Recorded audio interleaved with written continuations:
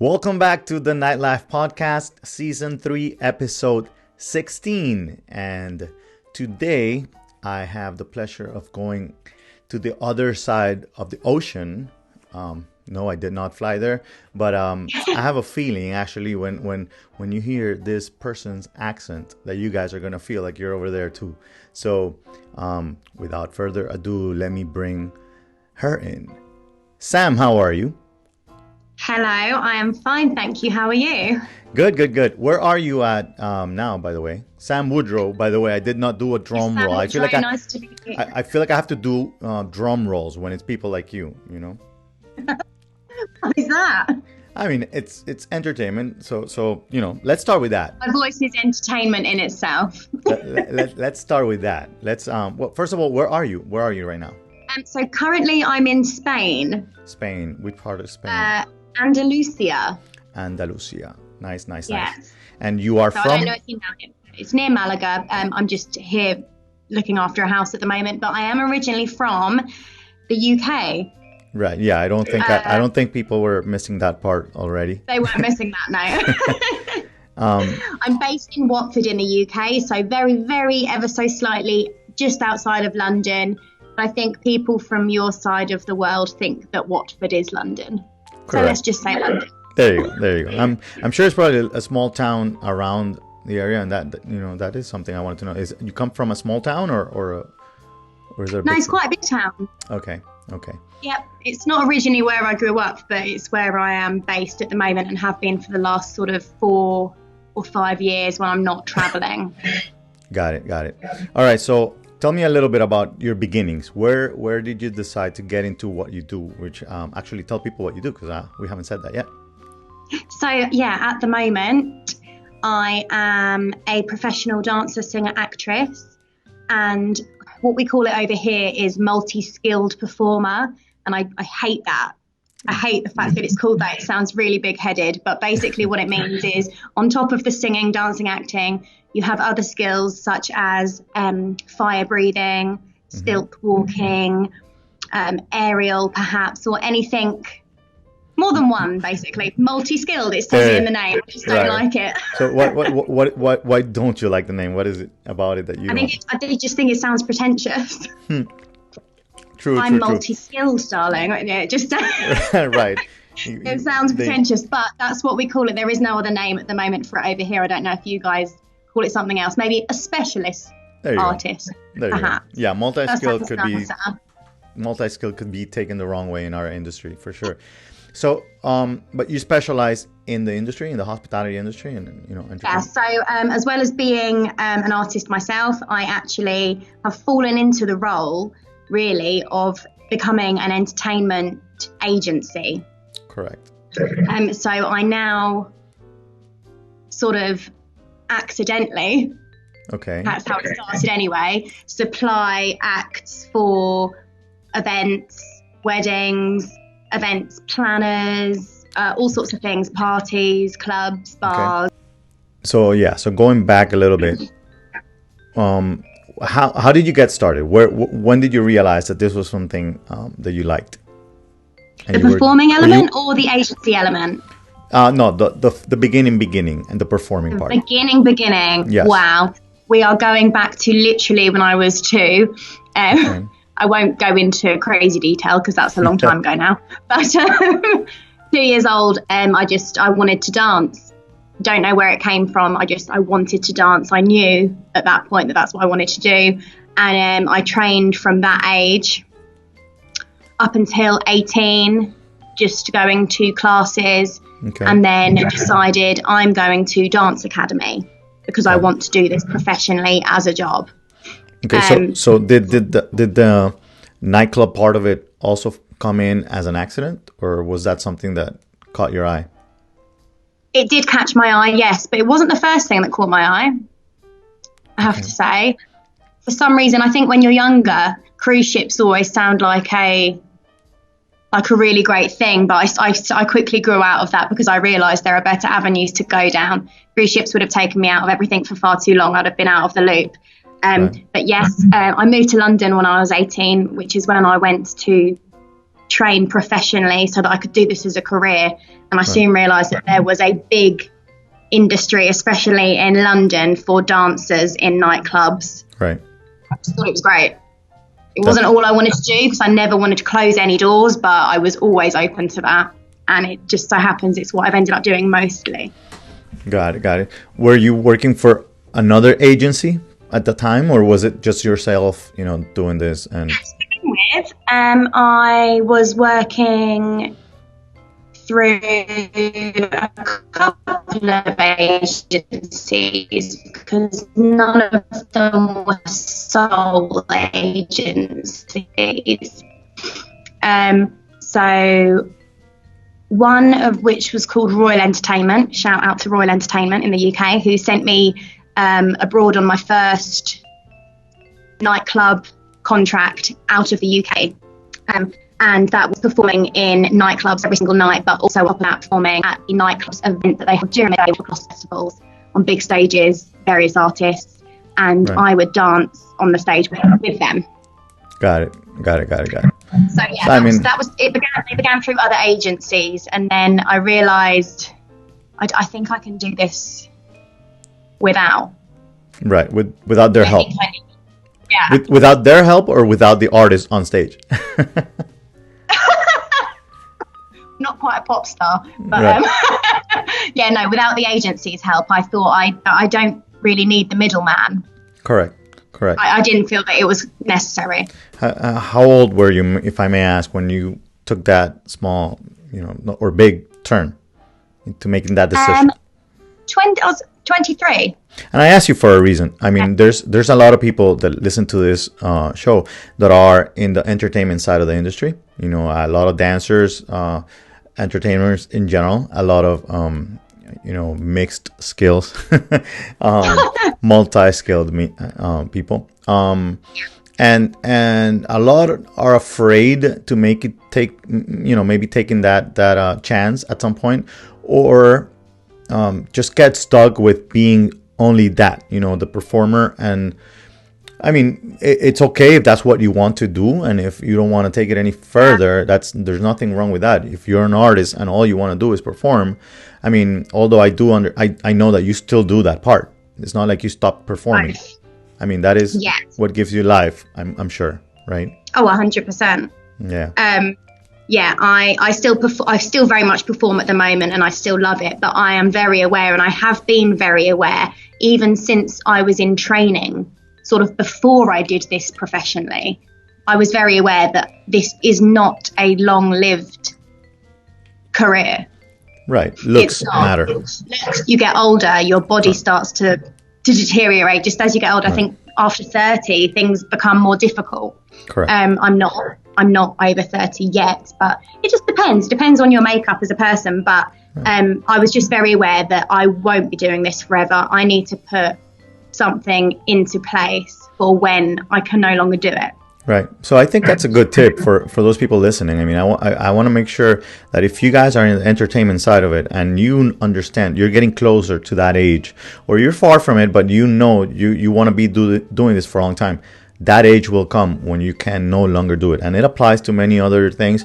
But when it comes to entertainment and our industry, hospitality, I mean, you have to, it is, unfortunately for some, looks matter. Then there's also the part of, can your body do this or not anymore? Yeah. And the main reason why you should be considering the possibility of starting your own agency or business around this is because you want to pay the bills. I mean, it's not scalable if you're going to do it yourself. You got to be able to provide, that entertainment, to others. But I think it's a great thing for you to build trust amongst those that work with you. The fact that you still do it, I mean, it's probably going to be a little harder to manage when you're not doing it yourself. I don't know. I'm just thinking here. What do you mean? No, just thinking of the fact. Manage the agency. Right, when you're managing the agency, but you're not a performer anymore, and I don't know. I just feel like that relationship with those performers is even greater when they see you as one. But it could, if you're building those relationships from now, I guess they would always see you as that performer.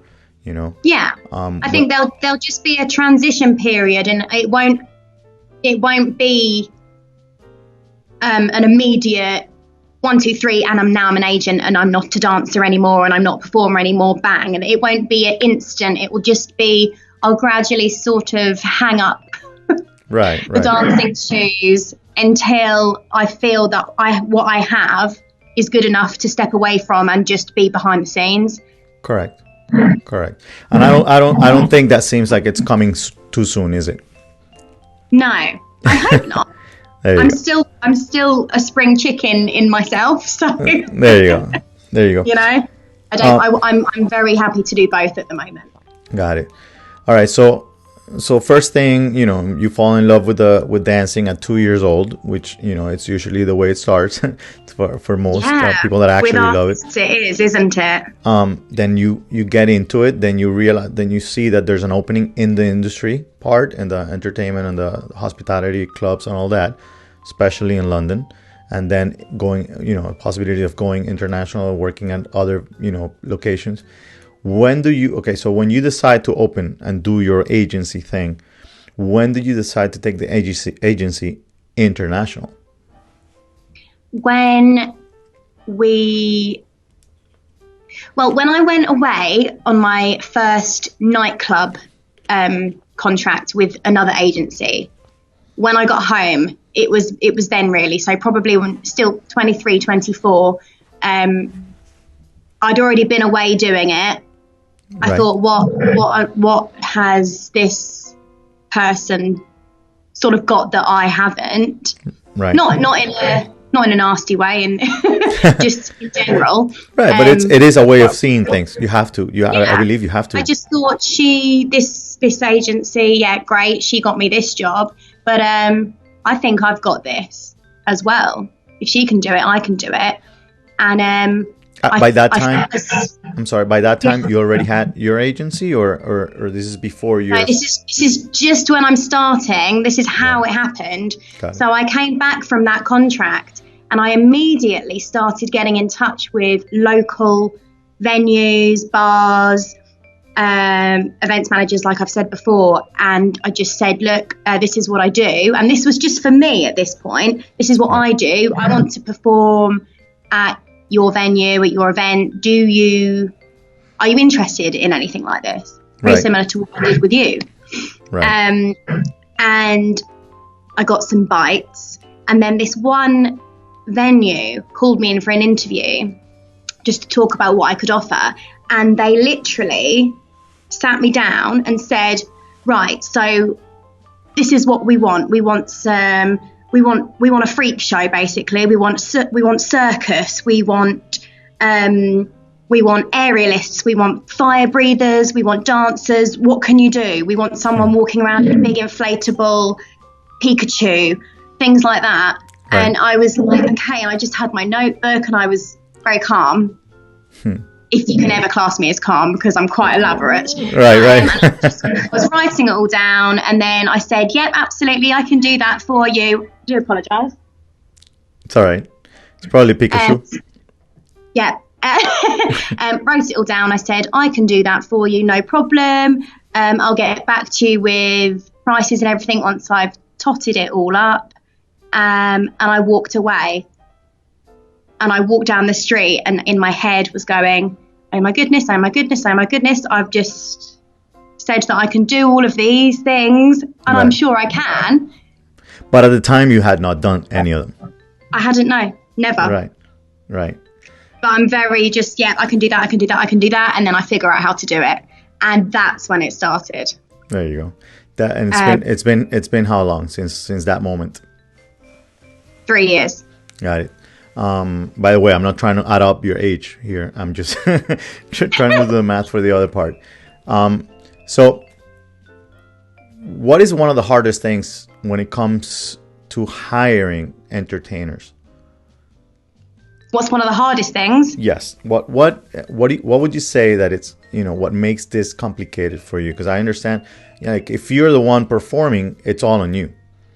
You know what I mean? But when it comes to it is your name, Sam Woodrow International, for those of you guys that want to go find, where she's at. But find me, guys, social media.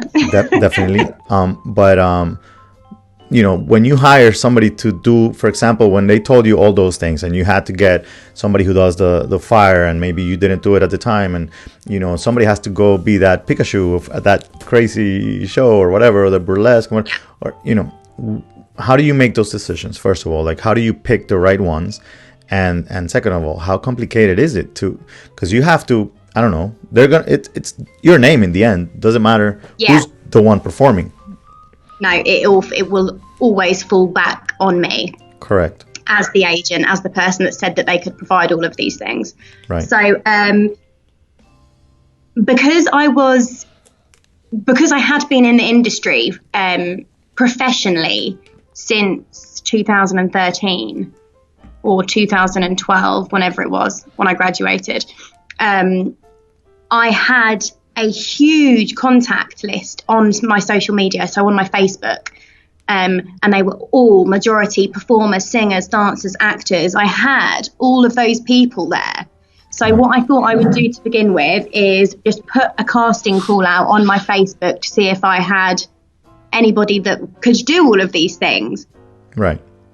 And within 10 minutes, I had people applying to this job that I needed filling, and I was so excited. I was like, brilliant, oh my gosh, I know this person, I know that person, don't know this person. But then I had people I did know recommending other people, and it all just came flooding in, and I thought, oh, this is exciting.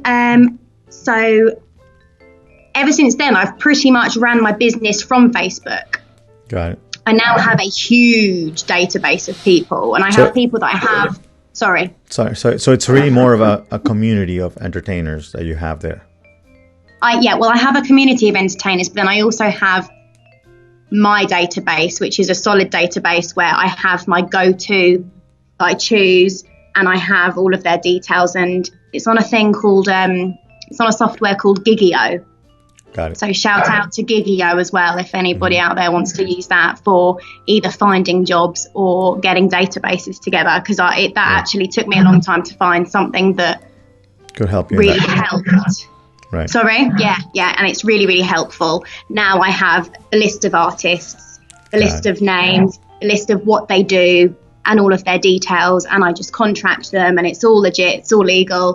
Awesome. And so I have my main base of people, but then if I ever get a request for something that I don't have, and I'm looking through my list and I'm like, I don't have that, I'll always refer back to Facebook to find them. What would be one of the craziest things that you have been asked to find that maybe took you back and you almost said no? Do you know what? It hasn't happened? Not really. What I find, and I want to know your opinion on this as well, because you are in the nightlife industry. What I really find is that with nightclub owners and events managers and whoever it is booking, they don't ever know what they want. True. It's really rare that they come to me and they know what they want. So I'm going to tell you where that comes from. Okay. That comes from a lot of the people that are in the industry are not creative. Right. But they are given the task, or they give themselves the task when they're an owner, to be the creative. So first thing, start with, okay, we have to start a new Thursday night party. Okay, let's do it. What are we going to call it? They start looking for names of parties on Google, and this thing comes out from the UK, and it's a burlesque show or whatever, and they come up with that name, and they go, let's do a burlesque thing. We have no idea what a burlesque even means, right? And then we go on to, okay, so let's do a burlesque. And then they start seeing, it's like, oh, that looks like can dancers, or, oh my God, no, it's not. Is it, are they naked? Is it a strip club? No, it's not. It's, okay, so they start trying to figure out to understand what the concept is without, and already doing a party without understanding what it is. So they look for performers and think that the performers, entertainers, or the agency that has them is going to provide them with ideas that are going to generate new concepts and new parties and that kind of thing. That's where the circus thing comes from. I mean, and you did mention that London, it is good when it comes to all those. like theme parties Yeah, and whatnot. huge. It's crazy. The kink that goes on over there is it's copied Yeah, in big many other time. places. And that's the thing, that over here people are a little, a little more close-minded, I guess. Less, Oh, really?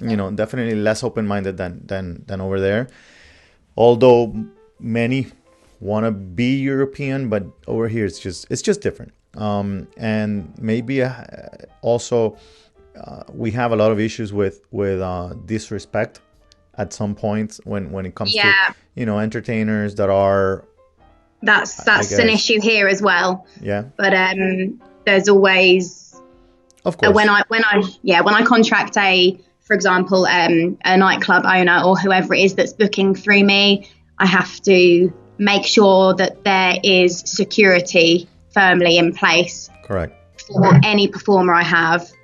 Touching anything like that is just unacceptable. right, definitely, But sometimes it's difficult to avoid, which is a shame. right. I mean, you have body paint, you have Yeah. it's half naked or naked completely, whatever it may be that you guys end up doing. It is complicated when there's alcohol involved. Yeah. And some may think that the reason that you, the performer, is looking into their eyes, it's not because you're performing. And they actually believe that it's Exactly. because of them. Yeah, I and they, know. They take it personally. They shouldn't. Exactly. All you out there who take it personally, don't. It's a show. It's many years of acting lessons. Yeah, guys. exactly. There you go. So what are the things the services, let's say, that Sam Woodrow International offers nowadays?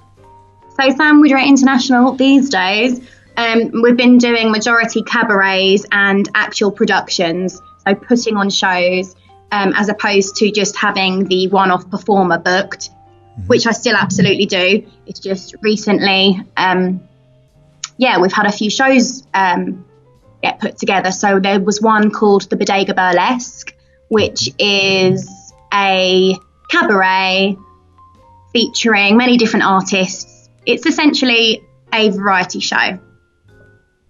Got it. But burlesque is sort of a very classy and tasteful striptease. There you go. So we've been doing a few of those shows recently, but within that you also have singers, you have can-can dancers, you have all sorts of wild and wacky things going on. You have fire. So it's very much a variety show, but with a very 1920s old school feel. So I've been doing a lot of those at the moment. And another thing I'm doing is big festivals, like sort of big events in big nightclubs. I don't know if you guys have ever heard of Electric Brixton. Right. So I produced and was the creative director for a huge production there called Rave of Thrones. So Rave of Thrones is a rave which has been taken from Game of Thrones. Yes. And Hodor, the character Hodor, Right. Christian then in real life as a DJ. So it's his event.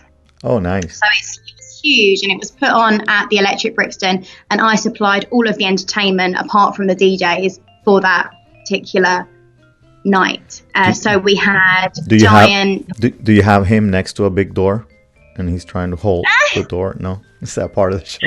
Oh, God, no, but I tell you now, he is one of the hugest, and I mean biggest As in people size, yes. I've ever met in my entire life. They had to put steps. What did they? Yeah, no, they had to raise the DJ box or booth or whatever it is you guys want to call it Right. higher so that he could reach. He was so tall. Wow. Yeah, that was a huge event. So for that, we supplied fire performers, we supplied combat fighters. So we had fighting on stage choreographed. We had a giant dragon, an animatronic dragon, and we had a Khaleesi, and it was just a night of absolute madness. So that's probably one of the biggest shows that I've produced. Nice. Recently. Let me ask you a question. So if a club comes to you and they say the opposite of, I have no idea what to do, and you tell me what it is that I want, and they bring a crazy idea. Is that something that you guys do too? Like bring it to life? Something that yes, that's exactly what we do. That's what we did with the Rave of Thrones, actually. That is one client who did very much know what they wanted. They knew they wanted a dragon, and they knew they wanted all of these crazy things. So I went out and found it all. You found a dragon. That sounds kind of crazy. I found a few dragons. I found a few dragons. Oh yeah, it was crazy. This was the winning dragon. Yeah, so that's essentially what I do. If they come to me and say, I want this, I will bring it, whatever it is, I'll bring it to life. I'll go out and find it. I start immediately. And I don't just find one of it. I find as much of it as I possibly can, and then I do a screening process myself before I present. So I'm not just going to present everything to the client, the club owner, whatever you'd like to call right. So them. You screen it through first, make sure that whatever doesn't apply. So you take out. I choose my personal favourites, and then the client, whoever that might be, has to. They're booking through me at the end of the day, so I assume they are trusting me to be able to choose who I think is the best act for the job. Right, so you'd be doing a casting director, part there. Absolutely. I cast, but I maybe sometimes a lot of the time when the client will book just sort of 2 fire acts, for example, I will just send 2. Is that a real dog or is that an act? That is a real dog, not an animatronic dog. So Sam has 3 doggies running around. Actually, 4, 3. Sorry, right? I've got 3 dogs. Let me just go and let her out the door. 1 minute. Go right ahead. She's come back in now.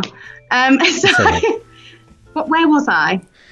So you were trying to find a dog. No, just kidding. So you're talking about the fact that you do the screening, you do the casting, you make sure that you get the right people, you don't send to the club the wrong ones, and all that kind of stuff. I will do. If somebody books 2 fire performers through me and they tell me that they want 2 females and they want them to be glamorous, I will just send 2. Because that's enough information for me. I will just send them. I don't feel the need to send the client loads of pictures of loads of girls. Right. Unless they want to see them, and then of course I'll do that. Right, but for example, you do that whole part so that the club doesn't have to go through that whole casting process. Exactly. Sometimes on the odd occasion, the client or the club will say, "I want to see 100 girls." That. Yeah. So then I'll say, "Okay, great. Here's 100 girls." Right. So with the Rave of Thrones, I found all of these dragons that I thought would be appropriate. I did the screening process, and then I sent the client my top 3, and they chose. And that was how it worked then. But it's always very different depending on who you deal with. Right. So let me ask you another question, because it is something that I guess it doesn't. No, it concerns me a little bit due to the fact that I do want to talk to you about actual work over here in the U.S.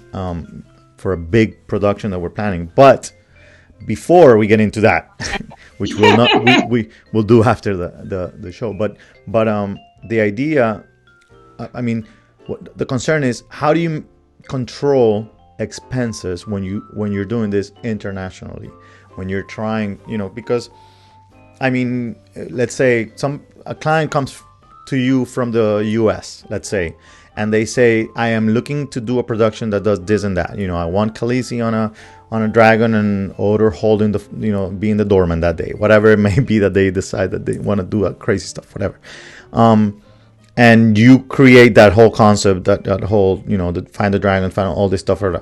Then you give them the price and they go, it's outside of my budget. It's, how am I going to fly Odor to the US and all those things that come into play. The performers have to make money. The agency has to make money. So there are middle people, all that kind of stuff. And then they say, you know what? I already heard her ideas. Let me try to figure out how to get those people myself. I'm sure it's happened.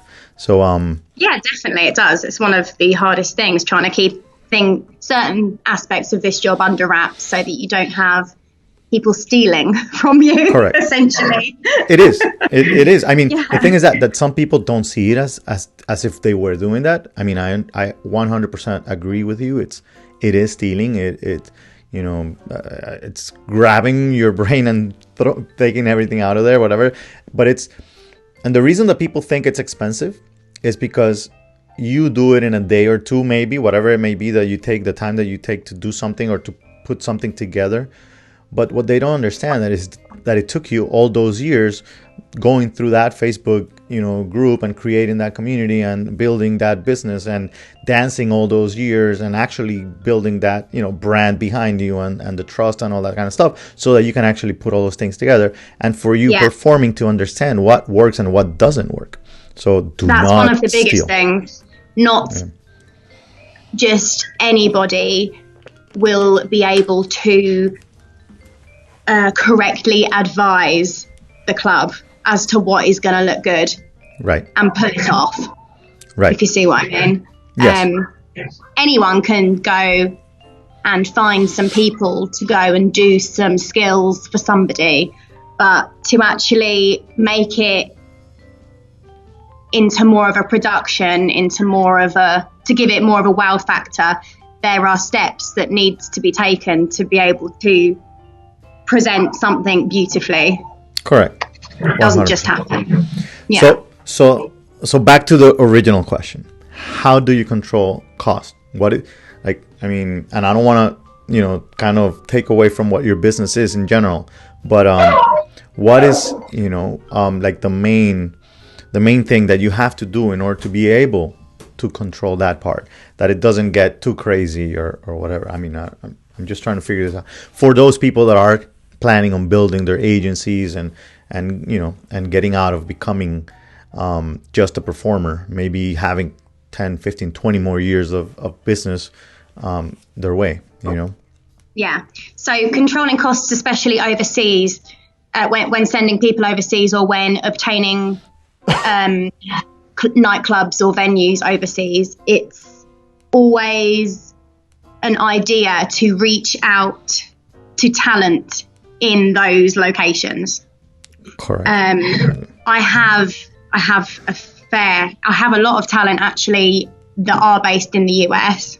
Got it. But the US is a big place, so that's not always going to be that beneficial, just depending on where they are exactly. I got it. So it's kind of the same thing when it comes to my business. I get a lot of calls from people that want help in the marketing aspect of their business or promoting a specific night in other clubs in different cities, different countries. And a lot of other people don't understand how we get to do that. If we're not even there, we don't have clientele over there or a following, etc.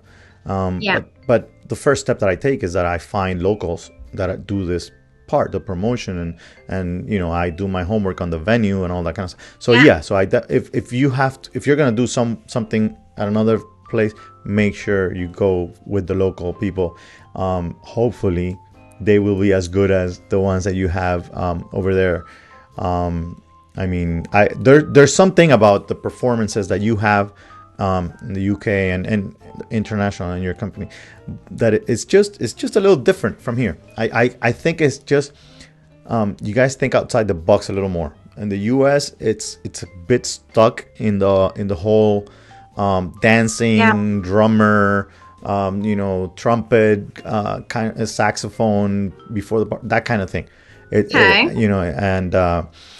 Yes, you have a few fire performers, I'm not saying that there's no performers. It's just in the nightlife industry, it's not a huge thing. It's not a huge thing, even though it should be. I believe. One of the reasons that the actual nightclubs are slowing down because there's a certain growth here in venues that are more like a restaurant that become a party afterwards and that kind of thing. Brunches are huge over here now also. So people are partying during the day. But the actual nightclubs, the ones that are only, you come in at midnight or 1 a.m., get a table, leave at 4:35 in the morning, that kind of energy has been going down. They need something crazy to come in and bring it back up. Exactly. They need a reason.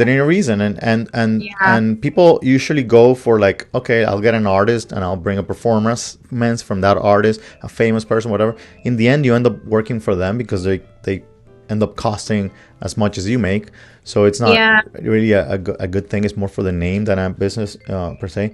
So I do believe that people in the industry need to focus on their entertainment a lot more.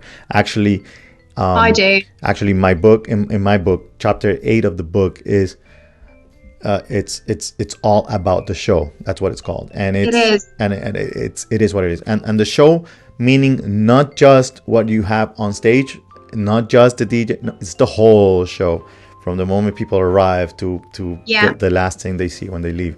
They should walk in and see something completely out of the ordinary, as their first sight. Right.